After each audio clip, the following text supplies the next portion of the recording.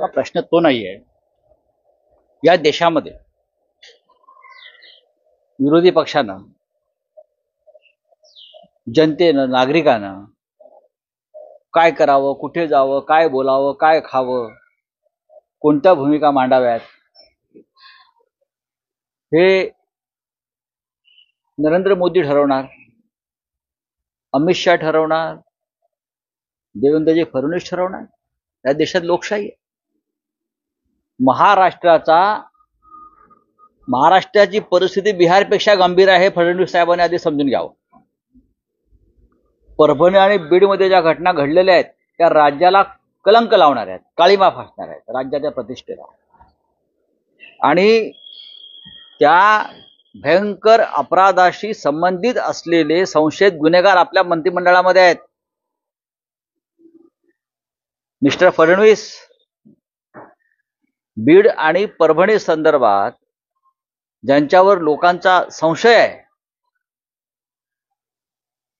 रोष आहे, असे लोक आपल्या मंत्रिमंडळामध्ये आहेत. आपण त्यांना घेतलेलं आहे. न्यायाच्या गोष्टी करताय ना आपण, द्वेषाच्या गोष्टी करताय.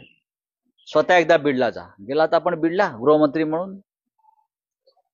राहुल गांधी बीडला गेले किंवा परभणीत गेले, याच्यामुळे आपलं पित्त का खवळावं. राहुल गांधी लोकसभेतले विरोधी पक्ष नेते आहेत.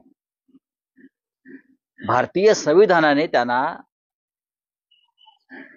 जो दर्जा दिलेला आहे लोकसभेत, संसदेत विरोधी पक्ष नेता म्हणून, तो कॅबिनेट मंत्र्याचा आहे. तो दर्जा त्यांना नरेंद्र मोदी, अमित शहाने आपण दिलेला नाही.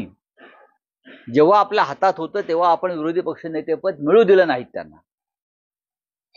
आता लोकसभेतल्या आकडेवारीनुसार प्रचंड अशा आपलं बहुमत नाही, हे आधी मान्य करा. मोदींना बहुमत नाहीये, मोदी कुबड्यांवर आहेत. आणि राहुल गांधी परभणीत आले. आपण जायला पाहिजे होतं गृहमंत्री किंवा मुख्यमंत्री म्हणून. आपण गेलात का?